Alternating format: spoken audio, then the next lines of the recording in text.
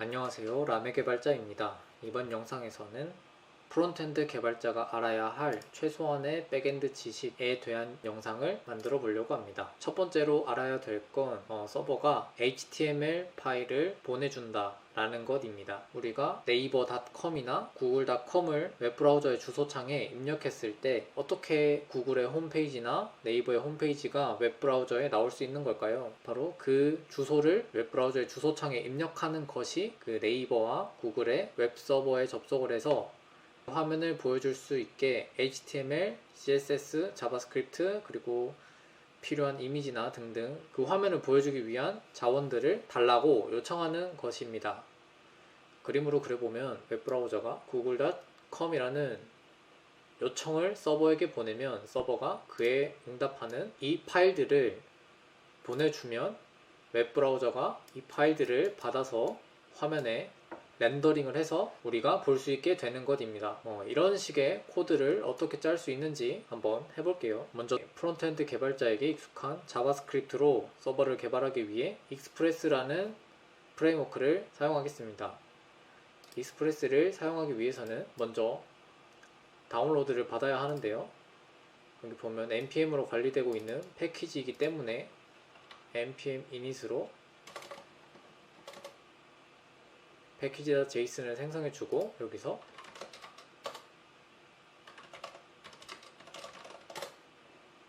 설치하라는 명령어를 따라 입력해서 익스프레스를 설치하겠습니다. 그리고 처음에 예시로 보여주는 코드를 복사해서 붙여놓고 실행해 보겠습니다. 실행하기 전에 이 서버가 정상적으로 실행되면 실행할 콜백 함수를 넣어줘서 서버가 실행되고 있다는 메시지를 띄우도록 하겠습니다. 자, 익스프레스 서버를 실행시키는 코드를 Node.js로 실행시키니까 제대로 실행이 됐다면 출력하라는 이 메시지가 잘 나온 걸 볼 수 있습니다. 지금 이제 이 터미널에서 서버가 돌아가고 있는 거고요. 그래서 처음에 이런 코드가 작성되어 있는데 여기서 의미하는 슬래시가 지금 현재 이 로컬에서 내 컴퓨터인 로컬에서 실행됐기 때문에 이 경로가 의미하는 거는 이런 URL이 됩니다. 처음에 HTTP 프로토콜을 사용하고 있기 때문이고 로컬 호스트는 현재 내 로컬을 가리키는 이름입니다. 그리고 지금 포트 번호를 3000으로 지정했기 때문에 그 뒤에 포트 번호 3000을 지정하고 그 뒤부터 이제 슬래시로 해당하는 URL을 만들 수 있는데요. 위 슬래시만 있고 아무것도 없기 때문에 이렇게 입력했을 때 이 코드가 실행된다는 의미가 되게 됩니다. 이 코드가 의미하는 거는 여기서 REQ는 리퀘스트 요청이라는 뜻이고요. RES는 레스폰스 응답이라는 의미인데 그림에서 살펴보면 자 저기서 REQ와 RES가 어떤 의미인지 머릿속으로 그려두시면 코드를 이해하는데 편한데요. REQ는 리퀘스트의 약자로 요청의 약자입니다. 이 요청이라는 단어는 서버 입장에서 웹브라우저에서 요청이 온다 이렇게 생각하시면 돼요. 클라이언트가 서버한테 요청을 보낼 때 여러가지 데이터를 실어서 보낼 수 있거든요. 예를 들어서 서버한테 1번에 해당하는 데이터를 달라고 하면 1번이라는 정보를 서버에 전달을 해야겠죠. 그런 정보들은 여기 REQ에 담겨 있게 됩니다. 리퀘스트에. 그래서 그런 요청할 때 필요한 데이터들이 REQ에 담겨 있게 되고 서버는 그걸 받아서 해당하는 작업을 수행하고 그거에 대한 응답을 항상 보내줘야 합니다. RES는 리스폰스의 약자로 응답이라는 거고 이 RES에는 서버에서 이 웹브라우저에게 보내줄 데이터를 실어서 보내는 역할을 하게 됩니다. 그래서 현재 지금 RES에 실어주는 데이터는 뭐냐면 헬로 월드라는 문자열입니다. 그래서 웹브라우저에서 이 주소를 입력하게 되면 서버에 요 코드가 실행이 돼서 이 함수가 실행이 되는데 그때 이 함수가 하는 역할은 응답에 헬로 월드라는 걸 실어서 보낸다 이런 의미가 됩니다. 그래서 한번 실행되는 걸 보면 로컬호스트 3000을 입력하면 헬로 월드가 잘 응답으로 온 걸 볼 수 있습니다. 여기서 느낌표로 바꿔서 서버를 다시 실행시켜 보면 느낌표가 바뀌어서 여기 있는 문자가 제대로 오고 있다는 걸 확인할 수 있죠. 이제 이 파일을 보내줄 때 헬로 월드를 보내주는 게 아니라 이제 네이버나 구글에 화면을 보고 싶으면 index.html이 필요하다고 했었죠. 그래서 그 index.html을 이게 아니라 우리가 만든 앱에 홈페이지를 보내주고 싶으면 헬로 월드 대신 우리가 만든 HTML 파일을 보내주면 되겠죠. 그래서 HTML 파일을 만들어 보겠습니다. 보통 뷰스라는 폴더에 저장을 하고요. 메인 페이지를 만들고 서버에서 이제 헬로 월드 대신 저 index.html 파일을 보내주면 되겠죠. rs send 대신 send 파일이라는 메소드를 이용해서 이 뷰스의 index.html 안에 있는 이 파일의 경로를 적어주면 이 경로의 파일을 보내주게 되기 때문에 이 index.html이 잘 리턴이 되는 걸 볼 수 있습니다. 여기서 제목을 라고 수정을 하고 확인해 보면 잘 수정이 되는 걸 확인할 수 있죠. 그래서 네이버나 구글도 마찬가지로 이런 식으로 코드가 작성되어 있습니다. 이 해당하는 URL로 요청을 보내면 그거에 해당하는 HTML 파일을 보내주고 이 HTML 파일에 붙어있는 CSS나 자바스크립트나 이미지 파일도 같이 전송을 하면 이 웹 브라우저에서 그 화면을 잘 보여줄 수 있겠죠. 샌드 파일 말고도 이제 렌더라는 메소드를 사용해서 할 수 있는데 이건 직접 찾아보시는 게 좋을 것 같아요. 이걸 사용하기 위해서 EJS나 허그라는 키워드로 검색을 하셔서 이게 왜 필요하고 렌더라는 게 어떤 의미를 가지는지 공부해 보시면 많은 걸 깨달으실 수 있을 겁니다. 가장 기초적인 걸 알려드리는 거기 때문에 메인 페이지가 갖고 싶으면 메인 페이지에 URL을 입력하면 그거에 해당하는 HTML 파일을 보내주는 게 서버의 역할 중 하나다 라고 생각하시면 됩니다. 자, 이번에는 HTML 파일을 렌더링하는 관점에서 서버를 보지 않고 이번에 설명드릴 서버의 역할은 웹브라우저에서 동작하는 웹앱이 필요한 데이터를 서버에 요청하거나 서버에 있는 데이터를 수정하거나 삭제하거나 추가하는 관점에서 필요한 API를 작성하는 거에 대한 내용입니다. 앞에 설명드렸던 것보다 프론트엔드 개발자 관점에서는 이 API를 다루는 백엔드를 작성할 줄 아는 게 더 중요한데요. 우리가 만약에 게시판을 만든다고 하면 게시판은 여기 클라이언트 웹브라우저에서 보이는 거겠죠. 그래서 처음에 게시판 앱을 보면은 글들이 여러 개가 보일 겁니다. 이 글들은 어디 저장되어 있어야 할까요? 서버에 데이터베이스에 저장이 되어 있어야 됩니다. 이 데이터베이스에 있는 그 게시글들의 정보를 이 클라이언트가 가져와야 그거에 대한 정보를 보여줄 수 있는데요. 그래서 이 글들을 보여주기 위해서 서버에 게시글에 대한 정보를 달라는 API를 호출하게 됩니다. 호출하게 되면은 서버가 이거에 해당하는 데이터베이스에 가서 글들을 가지고 와서 클라이언트에 보내주게 됩니다. 그 받아온 데이터를 가지고 클라이언트에서 이런 화면을 보여줄 수 있게 되는 거죠. 이렇게 보여주는 것 뿐만 아니라 만약에 여기 있는 글을 수정하고 싶다. 그러면 1번 글의 제목을 B로 수정해 달라는 API를 호출하게 됩니다. 그러면 그 해당하는 API를 호출하면 서버가 그런 요청에 대한 처리를 하는데요. 다시 데이터베이스에 저장하는 그런 일을 하겠죠. 그리고 응답으로 수정이 정상적으로 끝났다는 응답을 해주면 되겠죠.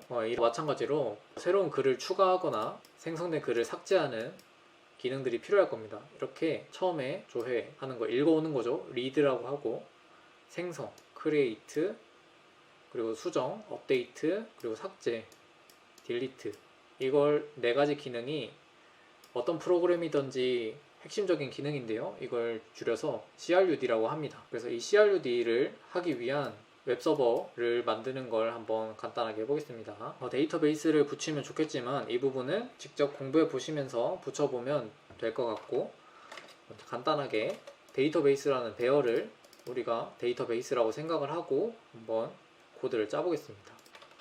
그리고 여기에는 이런 글 정보가 있고요. 이 글 정보를 이 클라이언트에서 받아올 수 있게 해보겠습니다.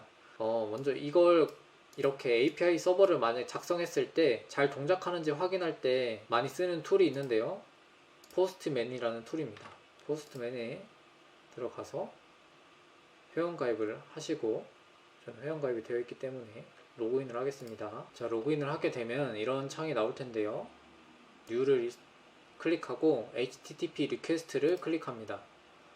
그러면 이런 창이 나오게 되는데요. 이걸 이용해서 우리가 지금 만든 웹서버에 요청을 보낼 수 있게 됩니다. 여기까지 하고 API를 작성해 보겠습니다. 먼저 데이터베이스에 있는 글들을 가지고 오는 API를 작성해 보겠습니다. 아까 했던 것처럼 res send를 한 다음에 제가 데이터베이스로 하겠습니다.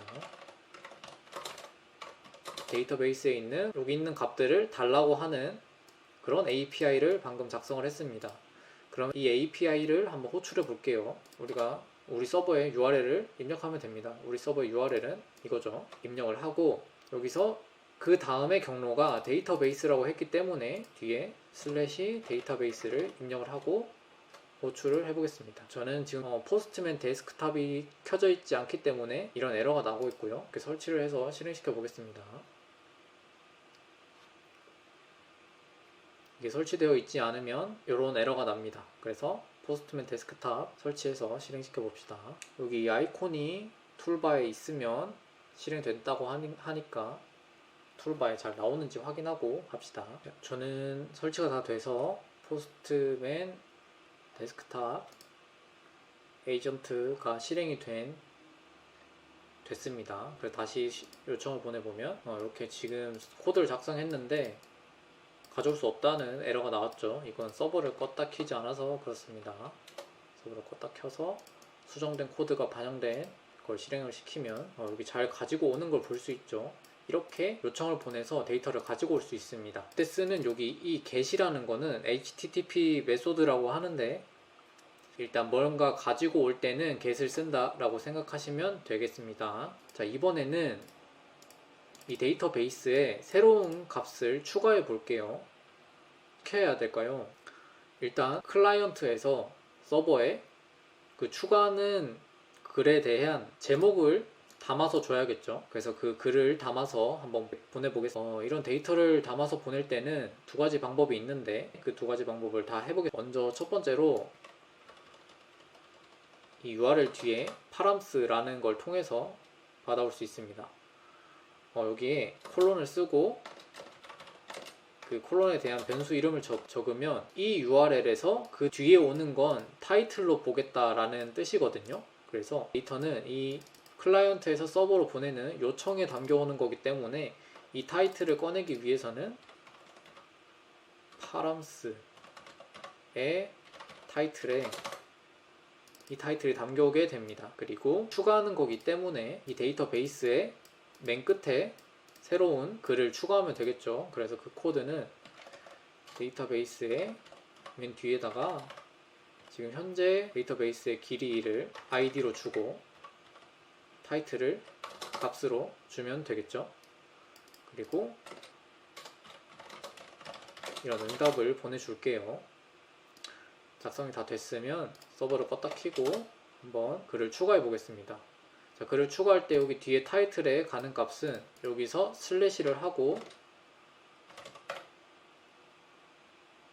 적는 값이 여기 서버로 가게 되는 거거든요. 그래서 그 값을 적어주고 샌드를 보내면 값 추가가 정상적으로 완료되었다고 하는데 한번 다시 데이터베이스를 조회해서 값이 잘 추가됐는지 확인해 봅시다. 자, 여기 글4가 처음에 글 3개밖에 없었는데 하나가 잘 추가된 걸 볼 수 있죠. 여기 id 값은 length가 아니라 length 플러스 1로 하면 좋겠네요. 글이 잘 추가되는 걸 볼 수 있습니다. 이건 여기서 params라는 걸 이용해서 추가할 수 있었고요. 두 번째 방법이고 더 많이 사용하는 방법은 이제 리퀘스트에 body를 이용하는 방법입니다. 자, body를 이용할 때는 여기 get 메소드를 쓸 수 없고 post 메소드를 쓸 수 있는데요. post 메소드를 쓰고 이 params를 이용하지 않을 거기 때문에 여기에 내가 데이터를 추가하고 싶은 거니까 add database라고 URL을 적겠습니다. 자, 그러면 이 타이틀은 이제 params에 담겨오는 게 아니라 params는 여기서 담겨오는 거였죠.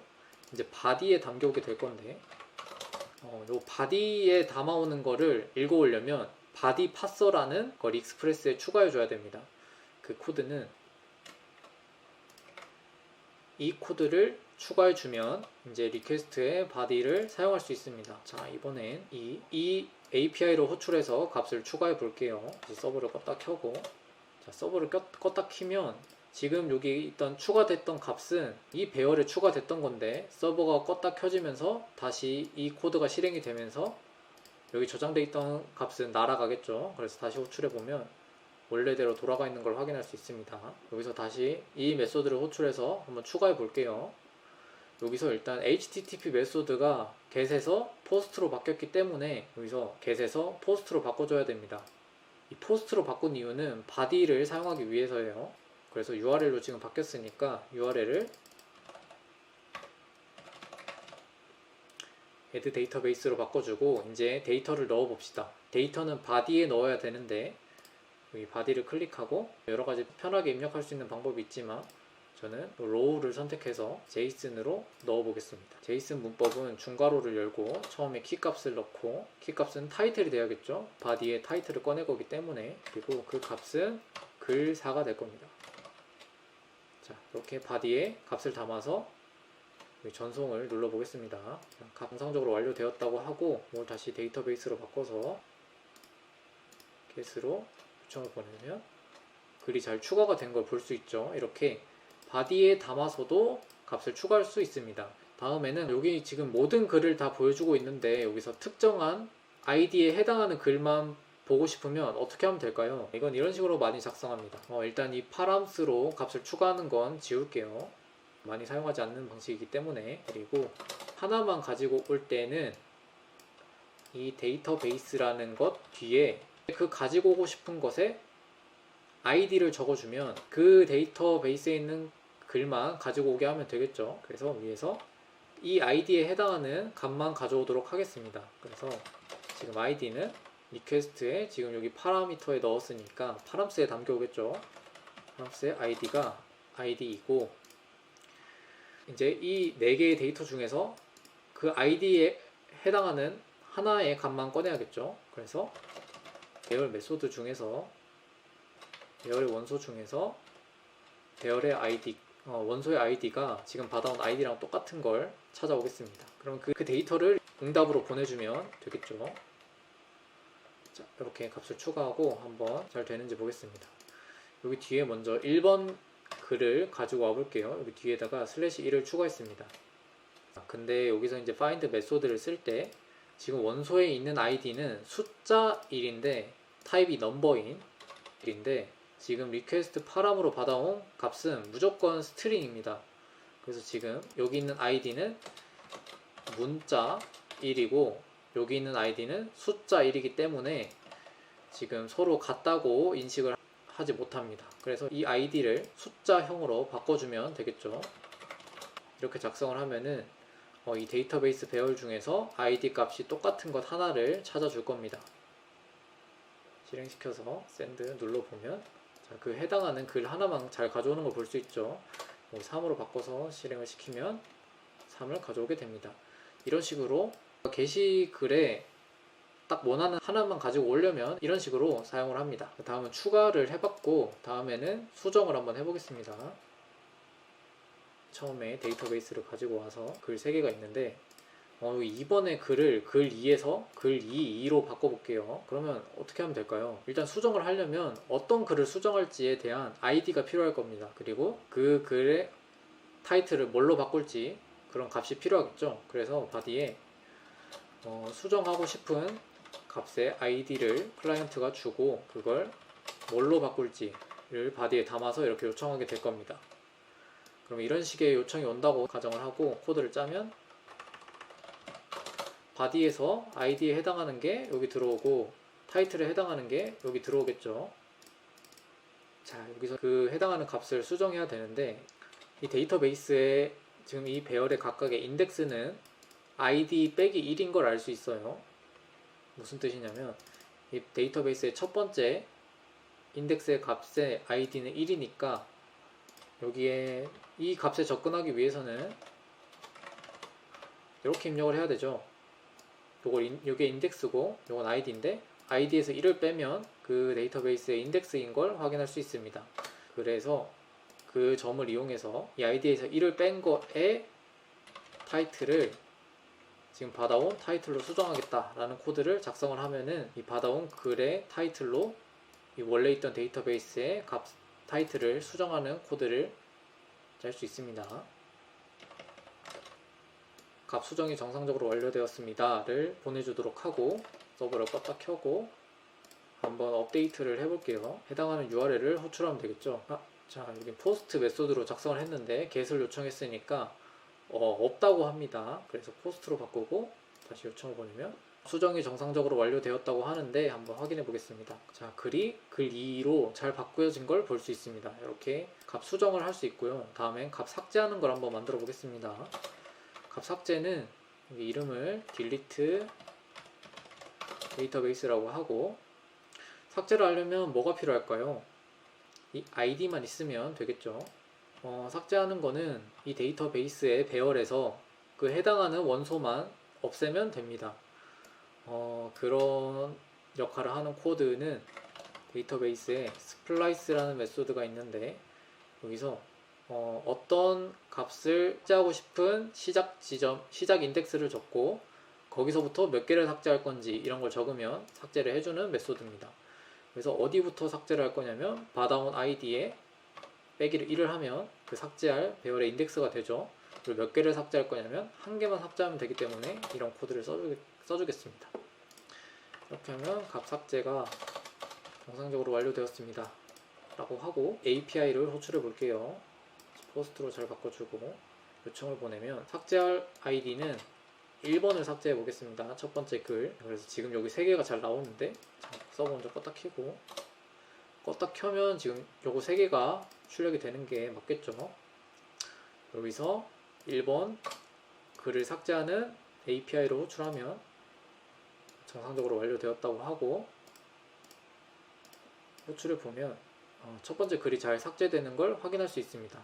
자, 이렇게 서버에 API를 만들고 우리가 클라이언트에서 이제 우리가 자바스크립트, HTML, CSS, 자바스크립트 혹은 리액트나 뷰나 이런 걸로 만들어서 뭔가 글을 가져오고 싶을 때는 요거 get을 사용해서 가지고 오고, 값을 추가하고 싶을 땐 이 요청을 보내고, 수정하고 싶을 땐 이걸 호출하고, 삭제하고 싶을 땐 이걸 호출하면 잘 되겠죠. 이렇게 API 서버가 동작합니다. 자, 여기서 조금 더 나아가서 이 URL을 어떻게 이름을 지을지에 대해서 한번 고민해 보겠습니다. 먼저 포스트를 왜 썼냐. 아까도 말씀드렸다시피 바디의 값을 담기 위해서 포스트를 사용했습니다.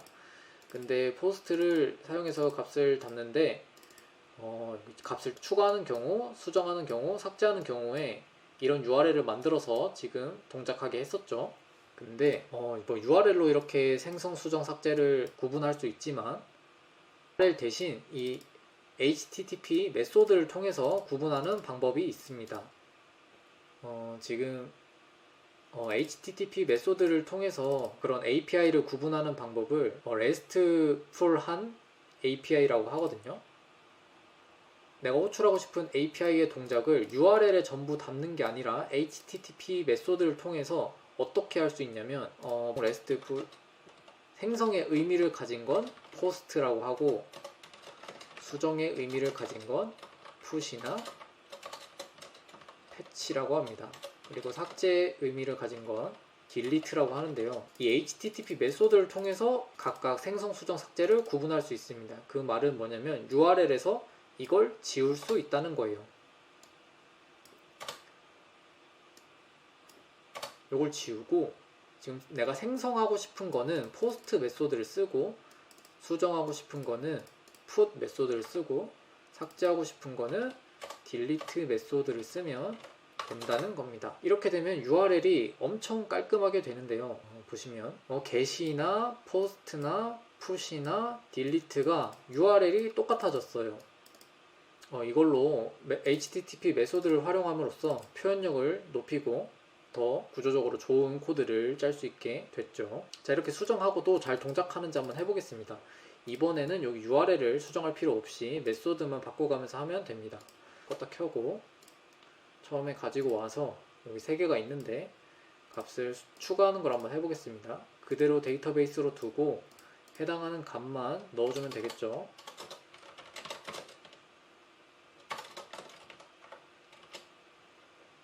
요청을 보내면 값 추가가 완료되었다고 하고, 이걸 get으로만 바꾸고 호출하면 글이 잘 추가됐습니다. 이번엔 글 3번을 글 33으로 바꿔보겠습니다. 이번엔 수정이니까 put 메소드를 쓰면 되겠죠. 수정하고 싶은 것의 id는 3번이고 이거를 글 33으로 수정하고 싶은 거니까 이렇게 바디에 담아서 요청을 보내면 수정이 완료되었다고 하고 다시 get을 보내면 값을 잘 수정된 걸 볼 수 있죠. 다음에 2번을 한번 삭제해 보겠습니다. 그러면 URL을 바꿀 필요 없이 메소드만 바꿔서 호출하면 됩니다.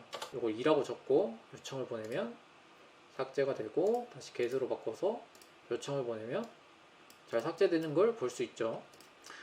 자, 이렇게 URL은 같거나 뭐 비슷한 것에 데이터를 조작할 때 URL을 일치시키고 그 생성, 수정, 삭제 이런 거에 대한 구분은 HTTP 메소드를 통해서 하는 걸 요 RESTful한 API를 만들었다 라고 합니다.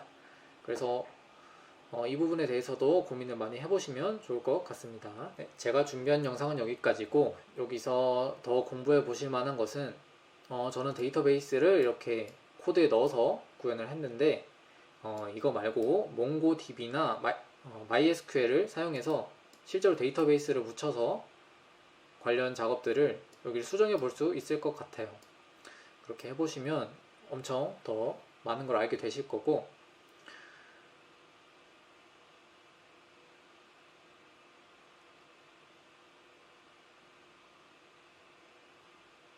다음에는 지금 이런 API를 클라이언트에서 호출해 보지 않으신 분들은 자바스크립트에 패치라는 API가 있거든요. 이 패치가 여기 있는 API를 그 자바스크립트로 호출할 수 있는 그런 메소드니까 잘 검색을 하셔서 공부해 보시고 이거 학습이 다 끝나시면은 Axios라는 라이브러리가 있는데 요거는 현업에서도 많이 사용하는 라이브러리니까 요거까지 학습을 하시면 클라이언트와 서버가 어떻게 동작하는지 충분히 이해하실 수 있을 겁니다. 여기서 추가적으로 더 알아야 되는 거는 로그인, 회원가입, 인증 관련된 내용인데 이건 다음 영상에 준비해 보도록 하겠습니다. 어떻게 느껴지실지 모르겠네요. 사실 서버라는 게 저는 그랬거든요. 처음에 서버라는 걸 접할 때 정말 어려울 것 같고 뭔가 대단할 것 같은데 사실 이게 거의 전부이고 프론트엔드 개발자가 알아야 되는 건 이 정도면 거의 한 80% 알았다 라고 생각을 하거든요. 그래서 제가 알려드린 이 정도의 지식 잘 이해를 하셔서 내가 뭔가 만들고 싶은 서비스가 있다 라고 할 때 이런 걸 만들 수 있을 정도의 실력을 갖추시면 좋을 것 같습니다. 긴 영상 봐주셔서 감사합니다.